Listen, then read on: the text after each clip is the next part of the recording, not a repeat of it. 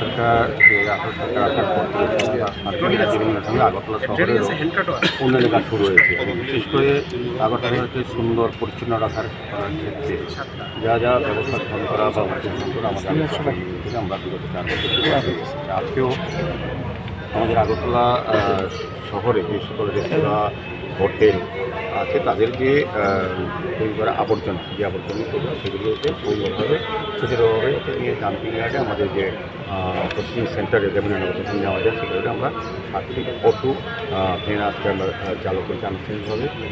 প্রায় 40 টাকা দিয়ে গাড়িগুলি করা হয়েছে। মূলত রেস্তোরাঁ এবং হোটেল থেকে আবর্জনাগুলি কালেকশনটা আলাদাভাবে নেওয়া হয়।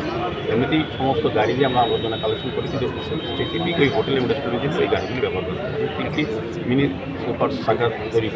নেওয়া আছে আজকে প্রায় 88 লক্ষ টাকা পেয়ে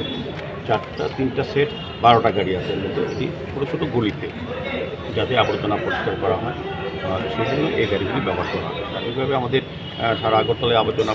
পরিচ্ছন্ন করার জন্য বড় বড় গাড়ি বিভিন্ন ব্যবস্থাপনা আছে যা আজকে নতুনভাবে এগুলি সংযোজন করা হয়। আমার মনে হয় যে আগরতলা শহরের গলির যে আবর্জনাগুলি তুলতে যে অসুবিধা আমাদের প্রথম সেগুলি আজকের থেকে এটা ভালোভাবে করা যাবে এবং হোটেল এবং রেস্টুরেন্টে বর্জ্যগুলি আলাদাভাবে কালেকশন করে যেমন প্রসেসিং সেন্টারে নেওয়া হবে সেই উদ্দেশ্যে আজকে ত্যাগ অনুষ্ঠান আমাদের মধ্যে ডেপুটি মেয়র মনিরুজ্জামান দত্ত মহোদয় আছেন, আমাদের কমিশনার সাহেব আছেন এবং আমাদের এমএসি মেম্বার কর্পোরেটর জোনাল চেয়ারম্যানগণ আছেন এবং অন্যান্য আধিকারিকরা আছেন। আমি সকলকে ধন্যবাদ জানাই আগরতলা শহরকে পরিচ্ছন্ন রাখার জন্য